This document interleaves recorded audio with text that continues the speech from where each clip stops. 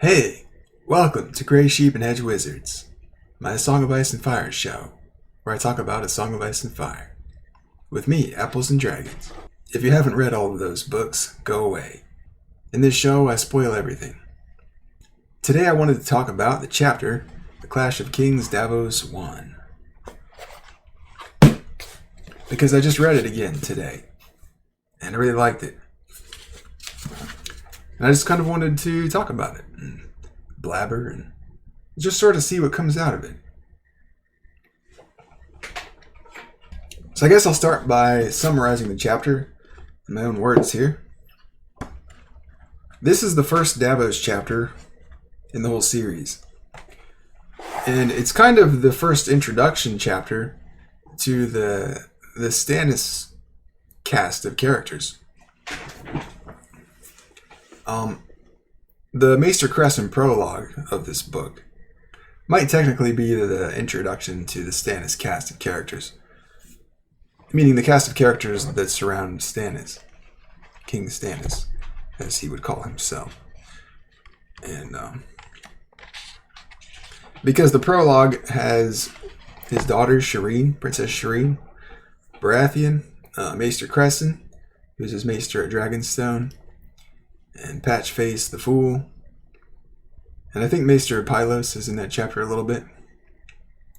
And I think he meets Stannis and Melisandre for a little bit. But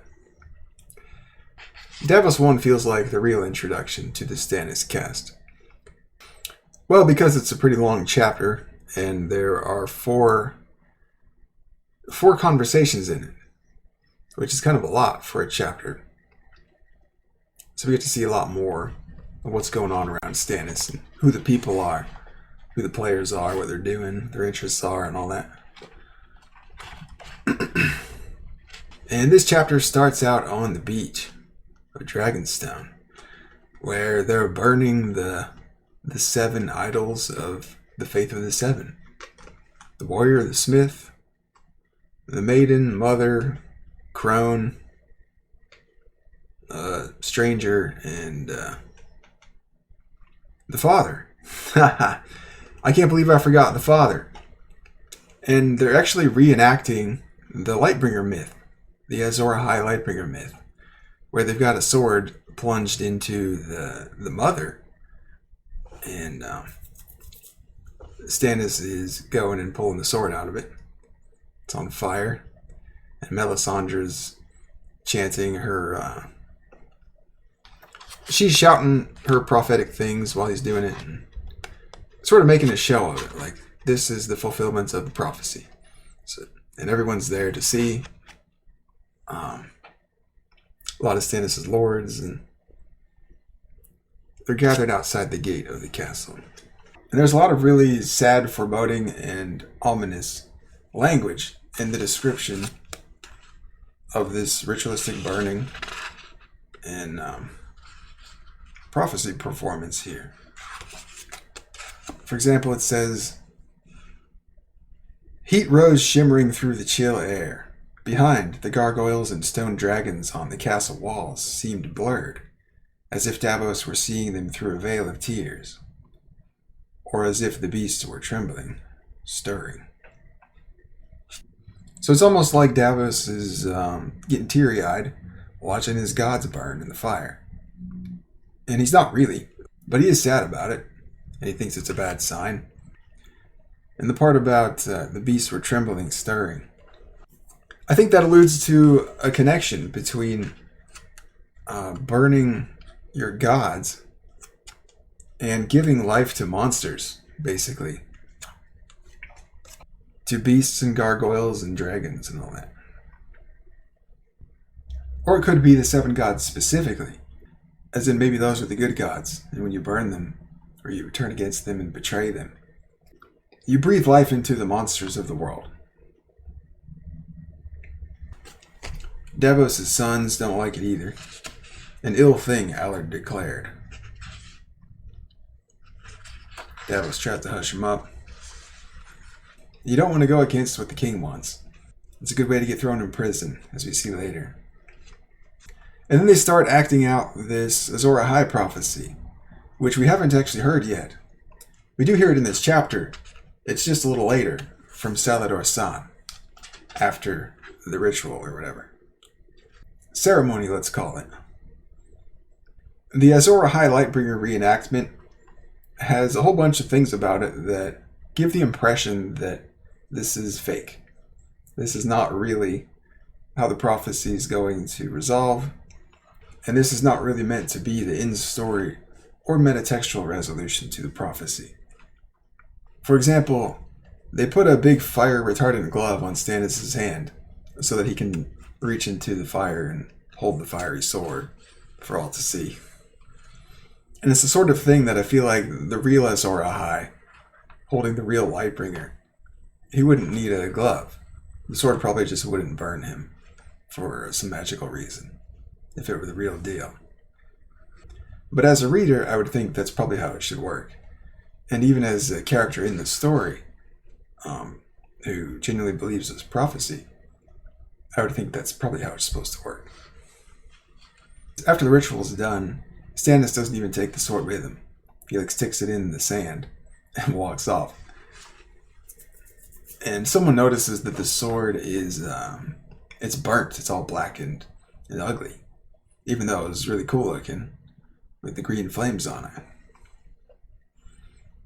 during the ceremony. It looks burnt and used up and depleted now in a way that you probably wouldn't expect a legendary prophetic sword to do. Once again, the expectation of a magical sword that's supposed to save the world is that it's undamageable, certainly by fire, especially when it's a sword that is supposed to be on fire. There are some flames on Stannis' clothes as he's doing this ritual, this ceremony, and they have to help him put the flames out. And so there's a bunch of little things about the ceremony that just make it look sort of comically fake. And the characters in the chapter who comment on the ceremony say the same sorts of things. Like Salladhor San says, that wasn't the real Lightbringer. Later on. So after the Lightbringer ceremony, Davos goes to a little inn.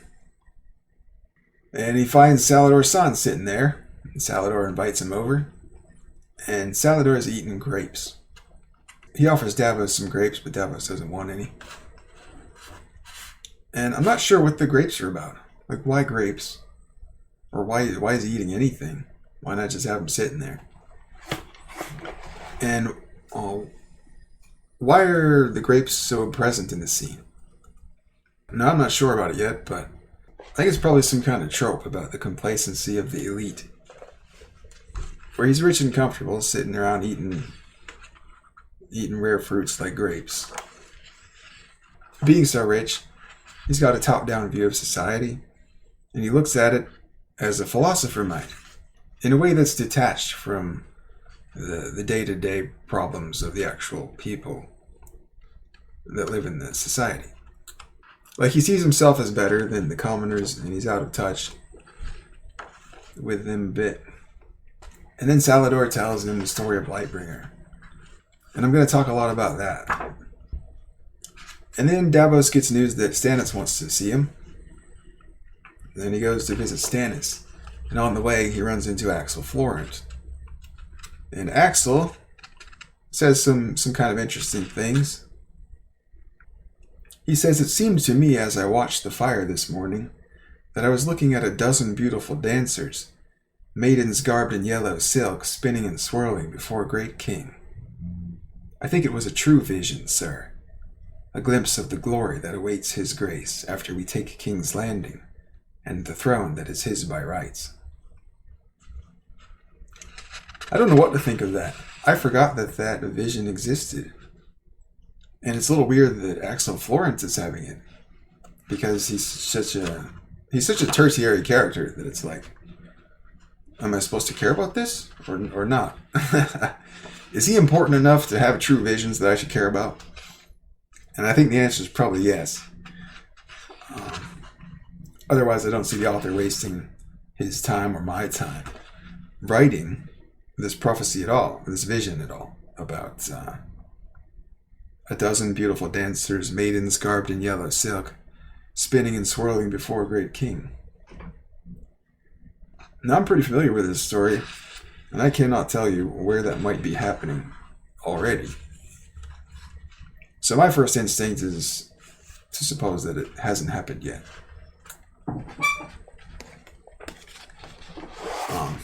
But it's always possible I'm taking it too literally. That happens a lot with this story. Maybe they're not literally dancers. Maybe they're someone else or something that just dances. The maidens garbed in yellow silk part seems like a more reliable lead to me than them being dancers. And the number of them being a dozen also seems reliable. That's a specific number.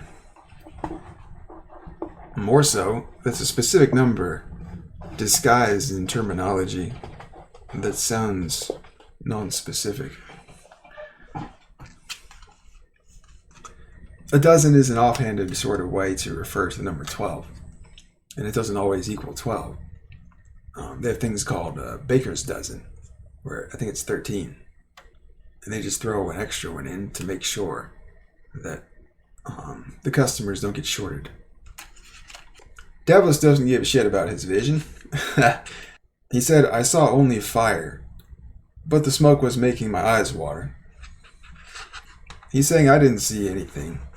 I think what you saw was nonsense." But he's being polite by offering the possibility that he missed it because his eyes were watery. And then in the meeting with Stannis wants Davos' opinion first on the letter and then on Stannis' situation in general, how he should proceed and go forward with getting the Iron Throne, basically. And Davos is honest with him. He basically says that he wasn't happy that he killed Maester Crescent. He doesn't hide the fact that he doesn't like Stannis' new Red God. And he tells Stannis that if he wants to win the love of his people, or at least improve his chances of success at getting the Iron Throne that he wants, he should change the ending of the letter to honor the faith of the Seven instead of R'hllor. The letter ends with "done in the light of the Lord," and Davos suggests changing it to "done in the sight of gods and men," or "by the grace of the gods old and new." I like this part. Stannis says, "Have you gone devout on me, smuggler?" And Davos says, "That was to be my question for you, my liege." That was a moment Davos earned my respect, too. I can see why Stannis likes him. He's just going to say what he thinks. He's not afraid to say the truth. Well, it's not even that. I think he is afraid, but he's just brave in the face of it. And Stannis rejects Davos' suggested changes, and he tells a story about his childhood when he and Robert had hawks. Robert's hawk was a good flyer, and Stannis found a wounded falcon and nursed it back to health, but it wouldn't fly any higher than the trees, which he got ridiculed for, because his brother Robert's hawk would fly high and dive down and make a good show of the hunt. So that's all the things that happen in the chapter. There's 4 parts to it, I would say. There's the Lightbringer ceremony. There's Davos and Salladhor San talking in an inn. There's Davos and Axell Florent talking in a corridor, I think it was, or a stairway. And there's Davos and Stannis talking in the room of the painted table, I think it was. The reason I chose this chapter to talk about, rather than any of the chapters before it that I read and liked and all that, was that as I began reading A Clash of Kings, rereading it, I had a mission, at least for the beginning part of it. And my mission was, I want to gather all of the interpretations of the Red Comet and make a list of them and analyze the list. And it turns out there's more than just interpretations to gather about it. There's also, it's just being referenced in conversation in relationship to other things. So the Comet was my focus. And there's almost an unmistakable relationship between the Comet and the Azor Ahai prophecy for a number of reasons. And maybe chief among them is the fact that every single chapter up to that point in A Clash of Kings has commentary on the Comet. Either the POV character is interpreting it, or some character next to the POV character is interpreting it, or they're directly talking about it, or they're looking at it and thinking about it. Hey, check this out. This is Stannis pulling Lightbringer, let's call it for now, out of the mother's heart.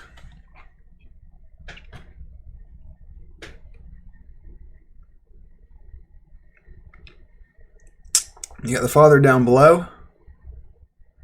And I think that's the stranger and maiden. I don't know. Up above.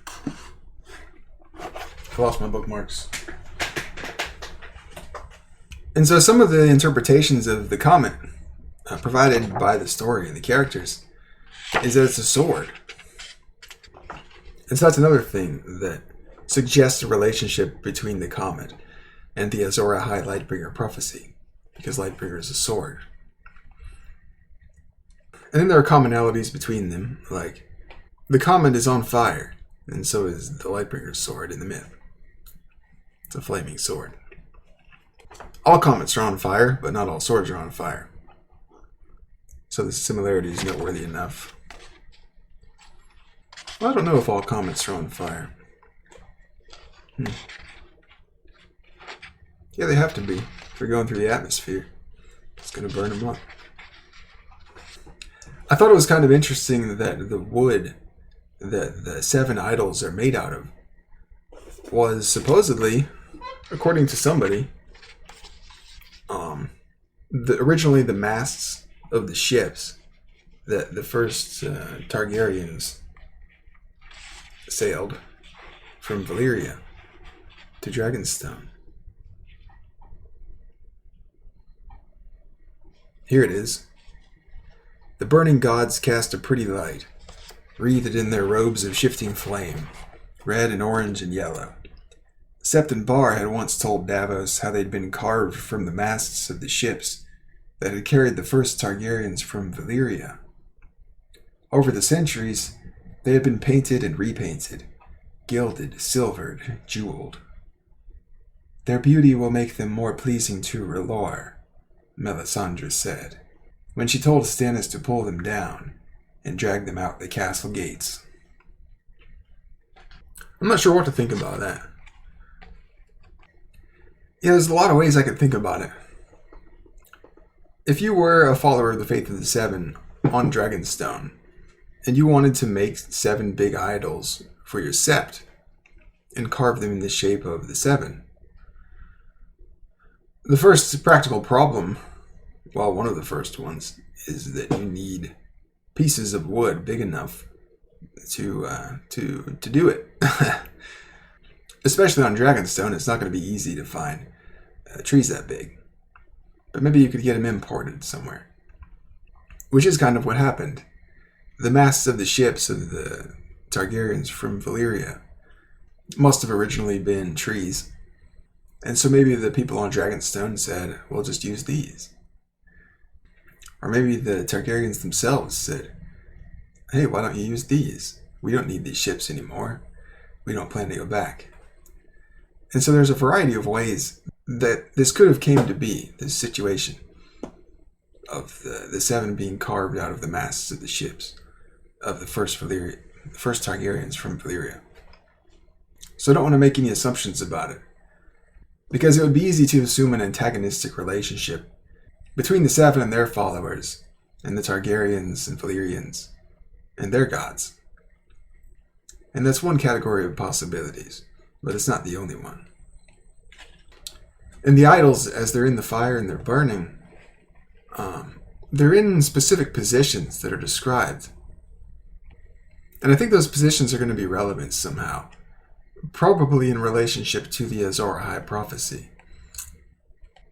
It says, "The maiden lay athwart the warrior, her arms wide spread as if to embrace him. The mother seemed almost to shudder as the flames came licking up her face. A long sword had been thrust through her heart, and its leather grip was alive with flame. The father was on the bottom, the first to fall. Davos watched the hand of the stranger writhe and curl as the fingers blackened and fell away, one by one, reduced to so much glowing charcoal.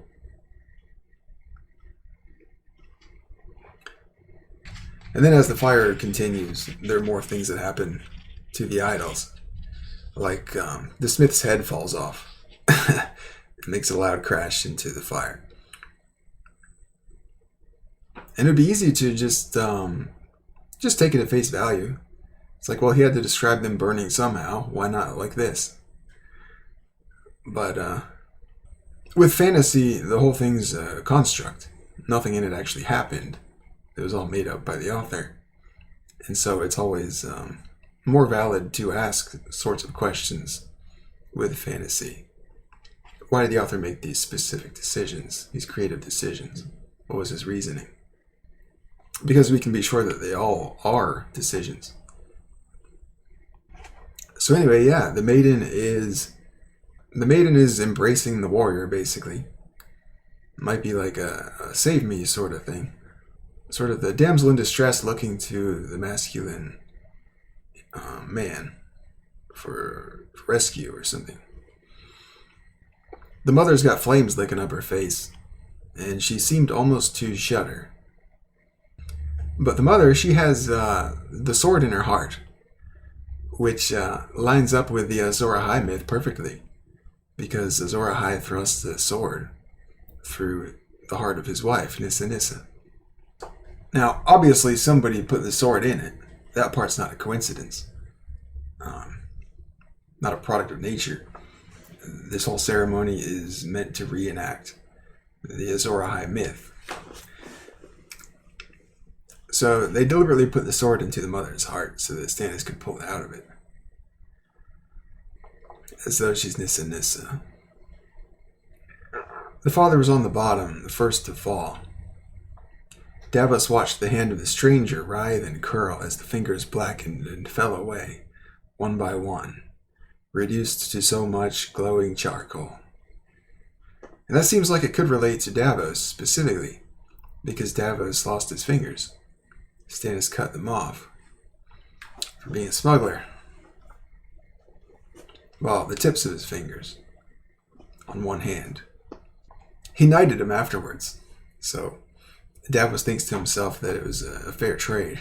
It made a lord out of him, I think. Yeah, he got a knightship and a lordship and some lands, his own woods.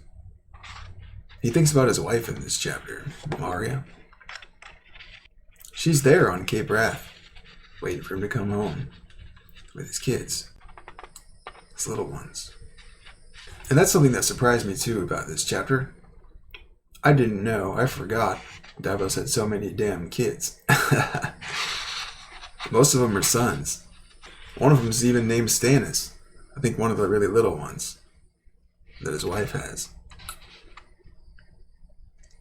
There's Allard, Dale. One of them is Stannis' squire. Oh yeah. Davos thinks to himself that had I stayed a smuggler, Allard would have ended on the wall. Stannis spared him from that end. Something else I owe him. So Davos thinks that his sons would have ended up on the wall if it weren't for Stannis knighting and lording him for saving his ass for smuggling in the onions to Storm's End when Storm's End was under siege. Stannis and his men were starving to death, beginning to starve to death. That was during Robert's Rebellion. Melisandre walks around the fire 3 times, praying in 3 different languages each time. Once in the speech of Asshai, once in High Valyrian, and once in the common tongue. Davos understood only the last. The surprise to me there is that she knows High Valyrian. I guess it also tells me that Ahai has its own language, which I probably should have assumed, but it just never occurred to me. What language does Ahai speak?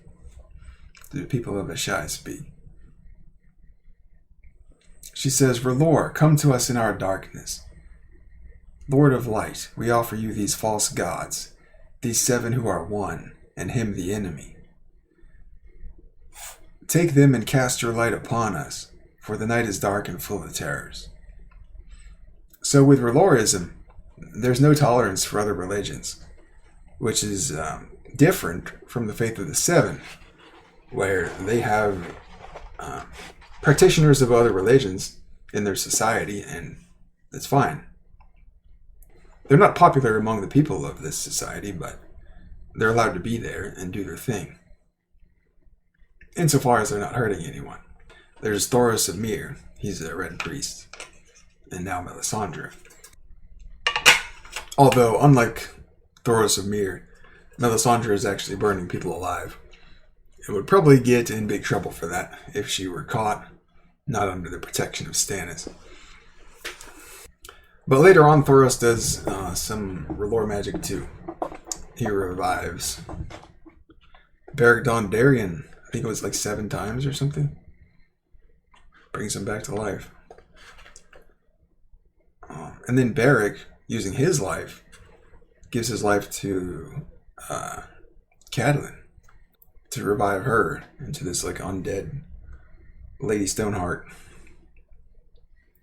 Creature of Revenge, I think. So this is interesting. There's a little backstory about the Sept of Dragonstone. It says Dragonstone's Sept had been where Aegon the Conqueror knelt to pray the night before he sailed. So Aegon, before he even conquered Westeros, 7 kingdoms, he prayed at the Sept. It doesn't say who he prayed to, but it being at a Sept suggests that he prayed to the 7. Which is interesting because he comes from Valyria, where they had different gods. They don't have the 7 there. It says, Dragonstone's Sept had been where Aegon the Conqueror knelt to pray the night before he sailed. That had not saved it from the Queen's men. They had overturned the altars, pulled down the statues, and smashed the stained glass with warhammers. Sept and Bark had only cursed them, but Sir Hubert Ramberton led his 3 sons to the Sept to defend their gods. The Rambertons had slain 4 of the Queen's men before the others overwhelmed them. Afterward, Gunser Sunglass, mildest and most pious of lords, told Stannis he could no longer support his claim. Now he shared a sweltering cell with the Septon and Sir Hubert's 2 surviving sons. The other lords had not been slow to take the lesson. So the destruction of the Sept was the event that taught everyone in Stannis's, everyone who orbits Stannis, this is how it is now. You accept the Red God or you go to prison, basically, or worse. And so it's kind of interesting that Davos, in that meeting with Stannis, he doesn't hide the fact that he doesn't like the Red God and that he still worships the 7. But he also doesn't go out of his way to criticize the Red God or to condemn Stannis or Melisandre. And that might be more so what got those other guys in trouble. And why Stannis is willing to tolerate the fact that Davos has not converted yet, and maybe never will. There's some tension between Davos and his family, and the other lords and their families, because Davos was, he's a smuggler, he's lowborn, and so are his sons. And they were raised recently to lordship by Stannis, because of, they rescued Stannis at the Siege of Storm's End. And so it's an old wealth, new wealth sort of thing, or an old status, new status sort of thing, where all these old houses, House Celtigar and House Valerian and so on, sort of look down on Davos and House Seaworth because they're their new house. They don't have much, and maybe most of all, they're missing the noble education. Where Davos, he can't even read yet. He certainly doesn't know anything about books. Probably wouldn't have much to talk about on an intellectual level with these other lords. And there's probably no chance they would marry their children to Davos' children. But Davos basically says that that's likely to change in future generations of House Seaworth. He says, they scorned his sons as well. My grandsons will joust with theirs, though, and one day their blood may wed with mine. In time, my little black ship will fly as high as Valerian's seahorse, or Celtigar's red crabs. And Stannis' sons are kind of resentful about their common roots. That his sons turn a blind eye to the onion on their banner, and all they see is the proud ship. And so the onion kind of embarrasses them, because the onion, it's a humble symbol of their humble origins. Where their origin story is that the way they became a noble house is that their father just happened to be in the right place at the right time with the right goods. He showed up at Storm's End with onions, so they didn't have to starve to death. It allowed them to stay alive just long enough for Ned to come and lift the siege. Ned Stark. Another thing we learn is that Davos actually saw the attempted poisoning by Maester Cresson. He thinks Maester Cresson would have stopped this. The old man had challenged the Lord of Light and been struck down for his impiety, or so the gossips told each other. Davos knew the truth. He had seen the Maester slip something into the wine cup. Poison. What else could it be? He drank a cup of death to free Stannis from Melisandre, but somehow her god shielded her. He would gladly have killed the Red Woman for that. Yet what chance would he have, where a Maester of the Citadel had failed? He was only a smuggler raised high, Davos of Fleabottom, the Onion Knight. If I remember right, that information is actually in the prologue too. I think there's information in there about Davos being maybe the only one who saw what Cresson did, where he dropped the poison into the drink. Yeah, so here's the ceremony. It says, Stannis Baratheon strode forward like a soldier marching into battle. His squires stepped up to attend him. Davos watched as his son Devon pulled a long padded glove over the king's right hand. The boy wore a cream-colored doublet with a fiery heart sewn on the breast. Brian Faring was similarly garbed, as he tied a stiff leather cape around his grace's neck. Behind, Davos heard a faint clank and clatter of bells. Under the sea, smoke rises in bubbles, and flames burn green and blue and black. Patchface sang somewhere. I know, oh, oh, oh. Hey, I forgot about that. So yeah, there's a little Patchface prophecy in this chapter. One of many in this book. Most of them coming in that Crescent prologue. It says, under the sea, smoke rises in bubbles, which might be a commentary on how air and water are reversed. Their roles are reversed when you go under the sea. The world sort of turns upside down under the sea. Like, above the sea, you're surrounded by air, and water falls in pieces from the sky, from up above. But below the sea, it's the opposite. You're surrounded by water, and air falls from below. It seems like what prompted Patchface's prophecy was the smoke, because he's commenting on smoke. He says, under the sea, smoke rises in bubbles. And just before that, there's smoke. Pale flames licked at the gray sky. Dark smoke rose, twisting and curling. When the wind pushed it toward them, men blinked and wept and rubbed their eyes. Allard turned his head away, coughing and cursing. A taste of things to come, thought Davos. Many and more would burn before this war was done.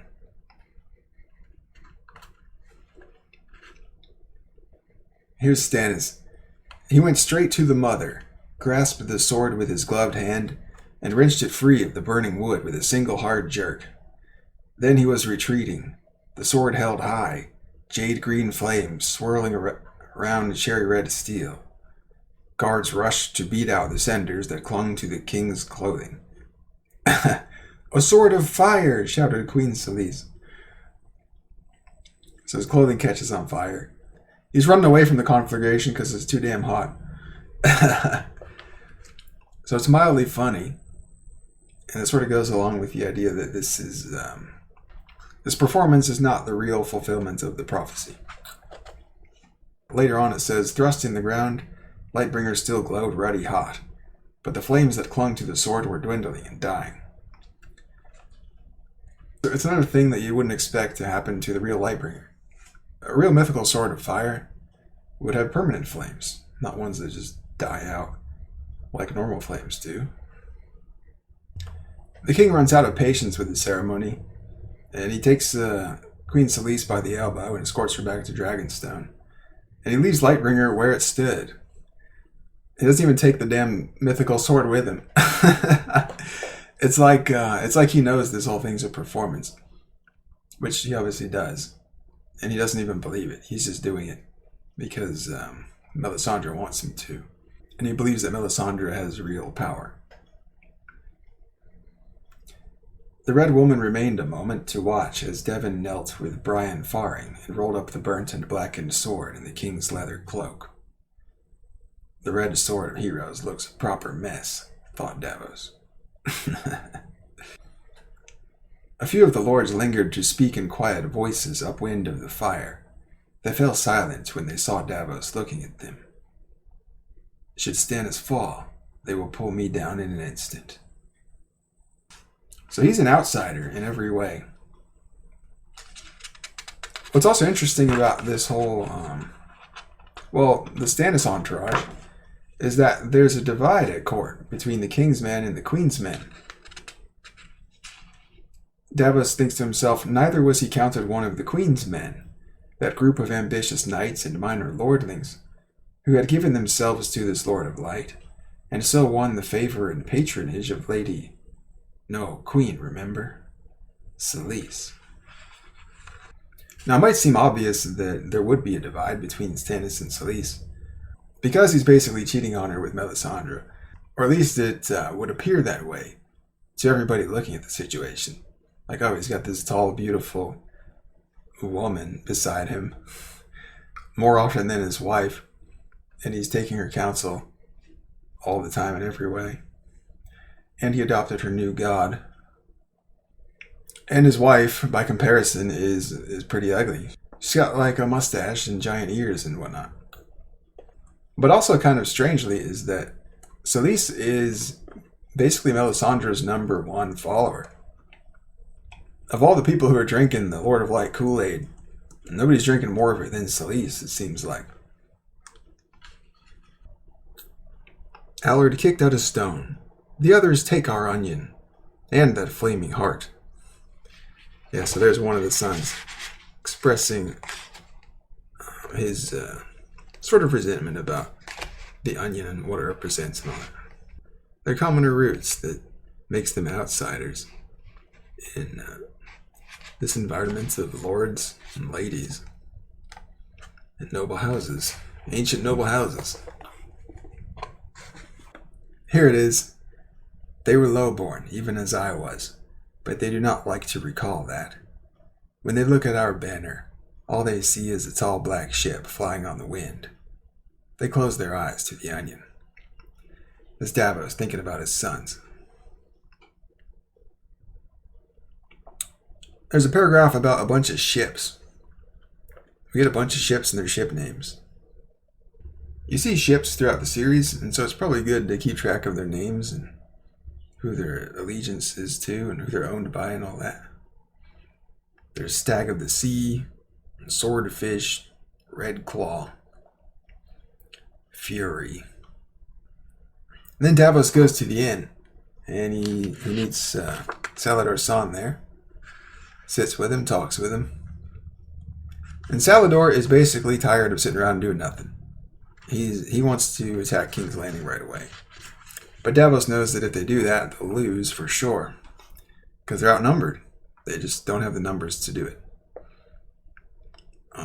But Salladhor's been getting news that King's Landing is weakened and ripe for the sacking, basically.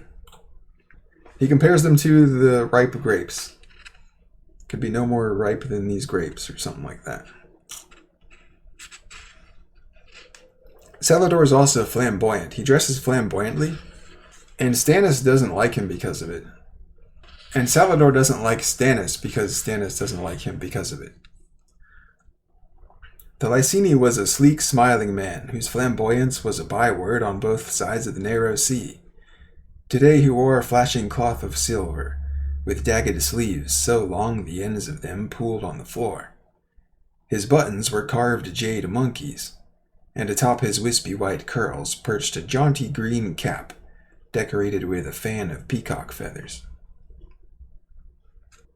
When a pirate grows rich enough, they make him a prince. He calls himself the Prince of the Narrow Sea. Salladhor has a strange obsession with having sex with Cersei. He wants Cersei as a prize/payment after they take King's Landing. Salladhor is not being paid in gold, in coins. He's being paid in paper promises. He doesn't like that. Salladhor is surprised that Renly brought his Queen Marjorie, with him on the war campaign, basically. And he speculates that it was because he didn't want to be without sex with her. Or perhaps he is that certain of his victory. I never really thought about that. Like, that it could be weird that Renly brought Marjorie on the war campaign. I would tend to say it's overconfidence. And this is actually pretty funny speculation, because we know that Renly's gay, and so it can't be the sex. I see what this is now. Yeah, this is for us to narrow down the possibilities. Salladhor can't narrow it down to Renly's overconfidence, but we can. It could also be for appearances, where if you're Renly, you're gay, and you're trying to hide it, bring your wife with you everywhere.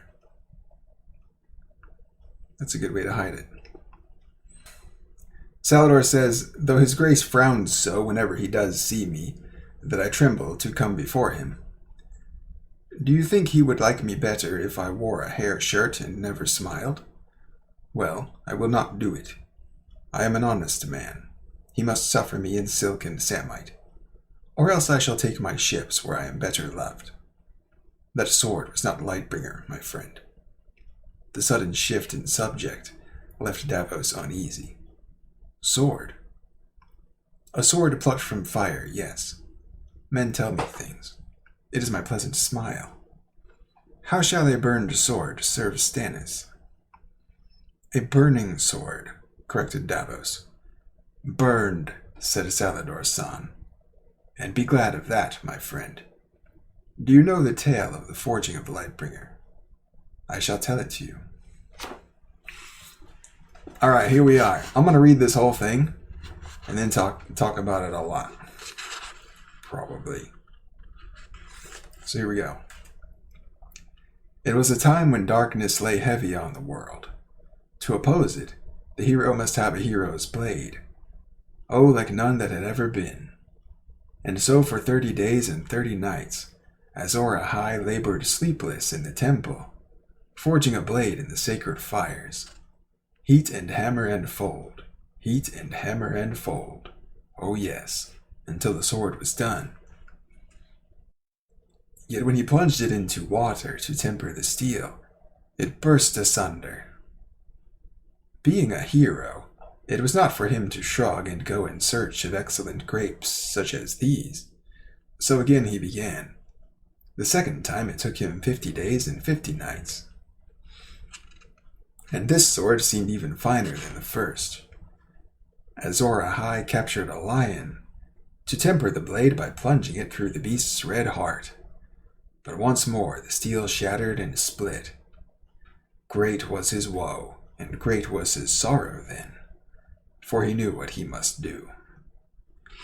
100 days and 100 nights he labored on the third blade, and as it glowed white-hot in the sacred fires, he summoned his wife.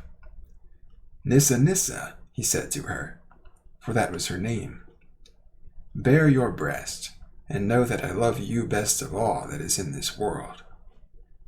She did this thing, why I cannot say, and Azor Ahai thrust the smoking sword through her living heart. It is said that her cry of anguish and ecstasy left a crack across the face of the moon, but her blood and her soul and her strength and her courage all went into the steel. Such is the tale of the forging of Lightbringer, the red sword of heroes. Now do you see my meaning? Be glad that it is just a burned sword that his grace pulled from that fire. Too much light can hurt the eyes, my friend, and fire burns. Salladhor's son finished the last grape and smacked his lips. When do you think the king will bid us sail, good sir? Soon, I think, said Davos, if his god wills it. And so, what usually gets lost in the discussion of that prophecy is Salladhor's meaning, intention, in telling it. His point was that it's not always so glamorous or desirable to be the hero of prophecy. Sometimes the hero has to do some horrible crap, like plunge a sword through his wife's heart, in order to be the hero.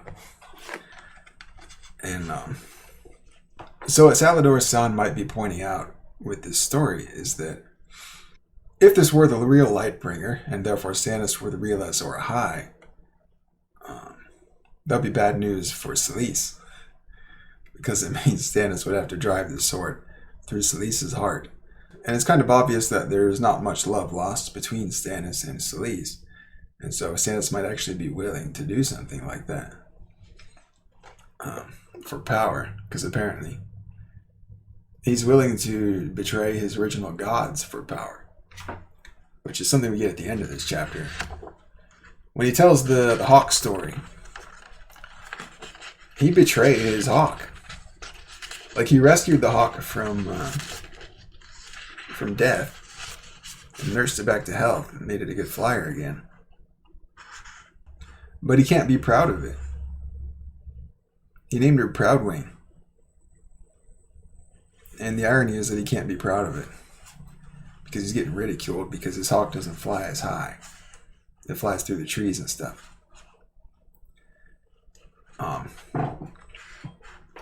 Which is kind of funny, because there are two different breeds of hawks. Two different kinds of hawks. Robert's was a goshawk, which, from what I've read, from what little I've read in the discussions about this, they hunt by diving. They go up really high and dive down. But Stannis' hawk was a gerfalcon, and it hunts differently. It weaves through trees and stuff. And so his falcon was actually doing what it was supposed to do, and doing it well. There was no deficiency in the falcon. It was just a different breed. Robert's goshawk was called Thunderclap. Stannis' gerfalcon was called Proudwing. The chapter ends, "The seven have never brought me so much as a sparrow. It is time I tried another hawk, Davos. A red hawk." In reference to his change of religion. From the seven to R'hllor.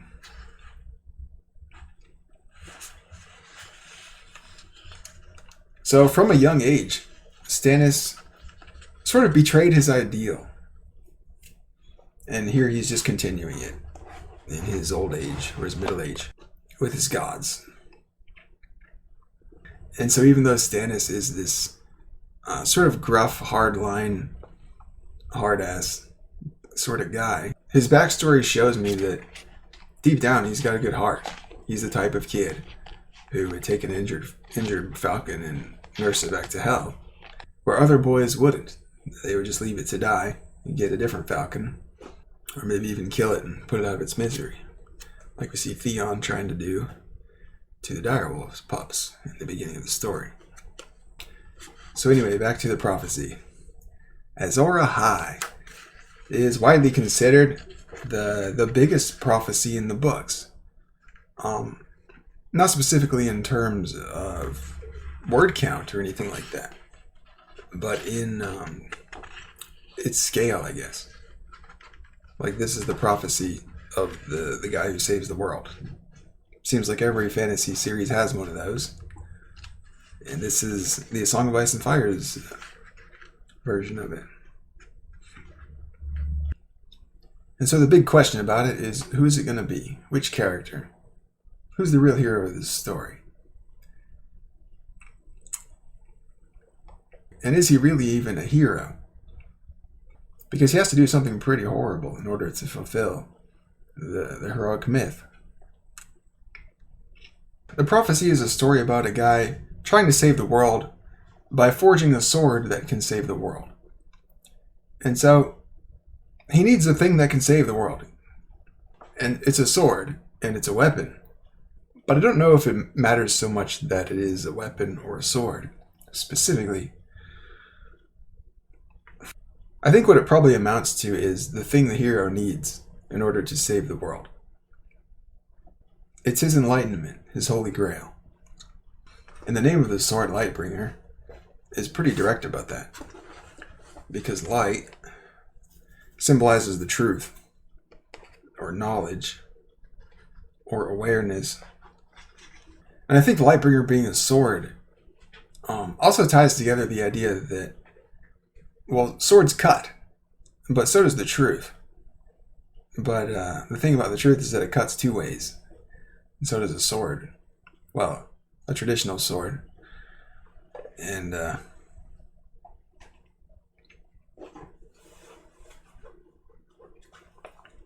think that might be why Lightbringer is a sword.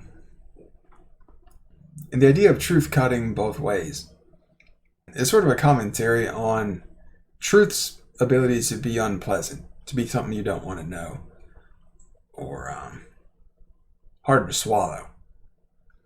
I talked about this in an episode about a Tyrion chapter with him and Jon, where Tyrion's trying to teach Jon a hard truth. But he sort of poisons the lesson by also trying to proliferate his nihilism to Jon, and using the hard truth as an opportunity to do that. So the first thing that Azor Ahai tries is to make the sword in the conventional way that you make a sword.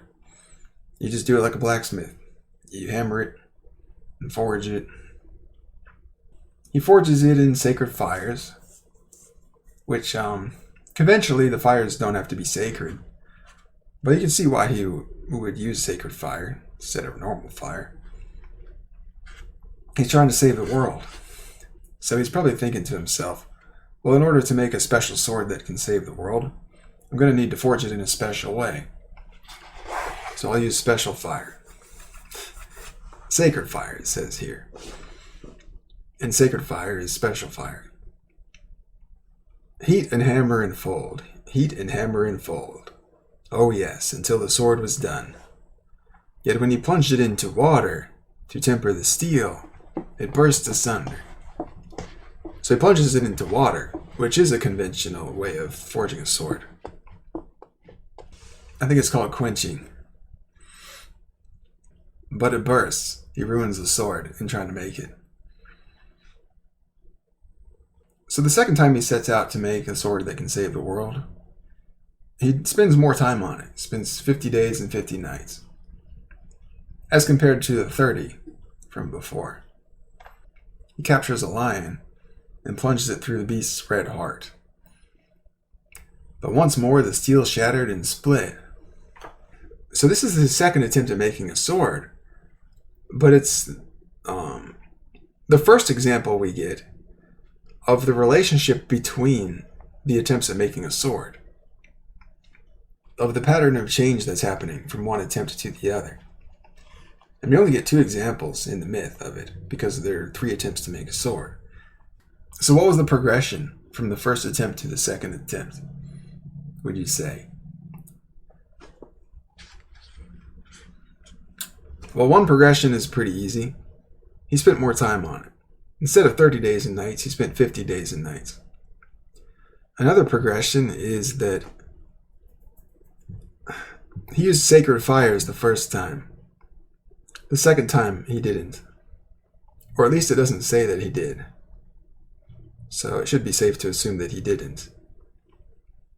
So he seems to have dropped the sacred fire idea. He thinks, well, maybe I don't need that. I'll just use regular fire.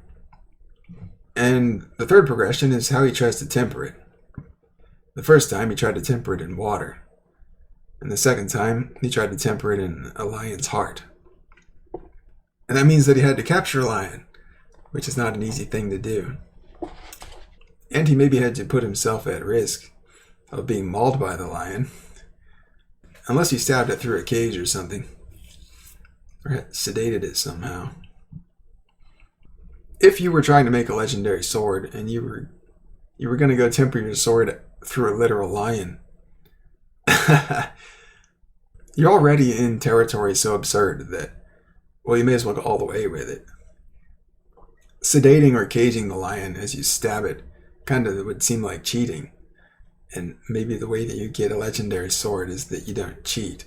You make it as special of a forging as you can. And certainly stabbing a sword through an awake, an uncaged lion is more impressive than stabbing a sword through a sleeping or caged lion. But it fails again. It says the steel shattered and split. Great was his woe, and great was his sorrow then, for he knew what he must do. So something about that second attempt allowed him to learn what he actually had to do to succeed at making the sword that can save the world. That leads to the third forging. 100 days and 100 nights he labored. So he spends more time on it again. It went from 30 days and nights to 50 days and nights to 100 days and nights. It glowed white hot in the sacred fires. So he's using the sacred fires again. After possibly abandoning the sacred fires for the second attempt. It's unclear. And he summons his wife. Nissa, Nissa, he said to her, for that was her name. Bare your breast, and know that I love you best of all that is in this world. She did this thing, why I cannot say, and Azor Ahai thrust the smoking sword through her living heart. So instead of a lion, he calls his wife over, and strangely, she's like down with it. But maybe not so strangely, because the world is at stake after all. And so there's some ambiguity here about whether she was willingly involved in this and sacrificing herself or not, or she was used against her will. And so in the prophecy, Nissa Nissa is straddling hero and victim. And so one of the mysteries of the prophecy is how it's going to resolve. After the prophecy resolves, are we going to see that Nissa Nissa was part hero and part victim? Or all hero, or all victim? And this line in the prophecy, she did this thing, why I cannot say, is a huge red flag to me. Because it's, as in other prophecies, it's a part of the prophecy where it's unclear whether it's actually part of the prophecy or not. Or if this is just commentary on the person telling it or relating it. Why can't Salladhor Sans say why she did this thing? Is him not being able to say, is that line part of the prophecy? Or is it just Salladhor Sans commentary, where he actually just forgot a part of it, and we're supposed to find the missing part or something? So to give you an example, since I've already made the Girl in Grey series, I'm going to use that as an example a lot. And so if you haven't watched that series yet, now's a good time to watch it, because I'm going to reference it, and by referencing it, spoil it. In that prophecy, it begins with your sister. Melisandre says your sister, referring to Arya Stark. I've seen your sister in my fires, something like that. And so the same problem comes up with that part of Melisandre's prophecy of the girl in gray, where it's unclear if your sister is part of the prophecy or not, until you know the answer. And then you can see what purpose that ambiguity was serving in making the prophecy an interesting and cool literary puzzle for the reader. I should add, though, that there's more to that girl in gray prophecy than I gave away. I do most of the work in finding most of the solution, but there are certain parts of the resolution that I hold back. You'll see them in future books. Anyway, that's a line in the Azor Ahai prophecy that I can tell you is worth thinking a lot about. She did this thing, why I cannot say. Why did she do it? Was she a willing participant? And why can't Salladhor say? And also, if she was a willing participant, to what extent was she a hero? And to what extent was she a victim of her husband? And is she both? And also, if you were her, what would you do? Would you let darkness consume the world and end it as you know it? Or would you sacrifice yourself to save it, if you knew that that was the only way to save it?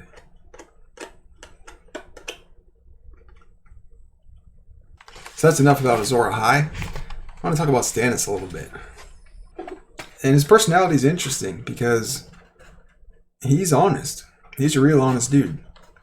When they're going over the letter they're going to send out to all the lords of Westeros and whatnot, he says, "Make it Sir Jaime, the Kingslayer, henceforth," Stannis said, frowning. "Whatever else the man may be, he remains a knight. I don't know that we ought to call Robert my beloved brother either. He loved me no more than he had to, nor I him." "A harmless courtesy, your grace," Pylos said. "A lie. Take it out." So Stannis is not the type of guy who's going to lie, even when it's convenient for his image. Or you could say even when it's convenient for his pursuit for the Iron Throne. Because his image, having a good image, would make it easier to get the Iron Throne. That is his by rights. Which is true. It is his by rights. He's just so unlikable of a guy. But not that unlikable. He has a pretty devoted following in the audience.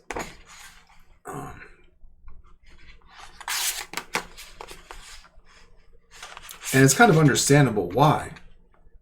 Because Stannis is the law and order type of guy. And that's going to appeal to a lot of people. It also shows that he's the type of guy who's going to respect your titles and stuff. He's going to respect the social expectations and requirements, like calling him Sir Jaime instead of just Jaime, and calling him by his name instead of just Kingslayer, his nickname. But not when he thinks that title is invalid. Like, he wouldn't call Robb King Robb. He'd call him Lord Robb. I think, if I understand Stannis right. He certainly won't call Renly King Renly. I'm pretty sure about that. Which is an interesting gray area, because by some rights, Renly is a king. I mean, he's making a claim to the kingship. And he's named himself king, and he's naming himself a king's guard. And the people around him who support him consider him a king. And so that gives enough truth to the term king to say that Renly is the king. But at the same time, there's already a king who actually sits on the Iron Throne, who people also consider the real king, which happens to be more people than the people who consider Renly king.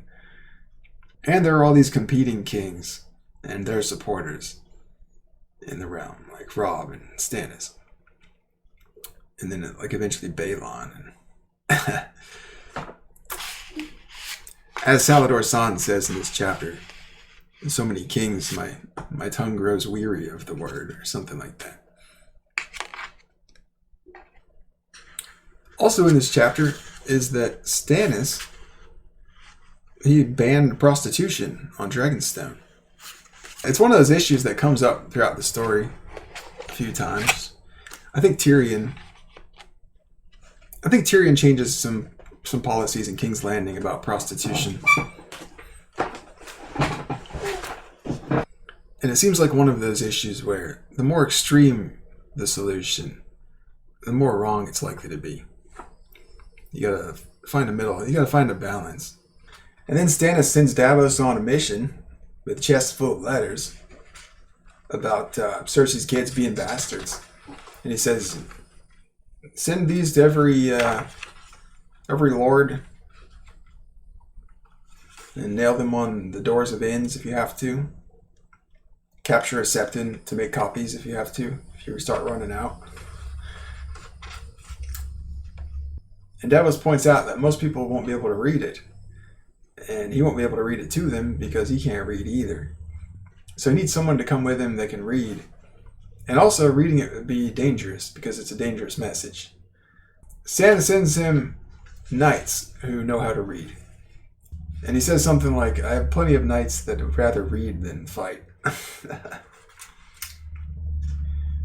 They're talking about Stannis doesn't have any proof of the incest.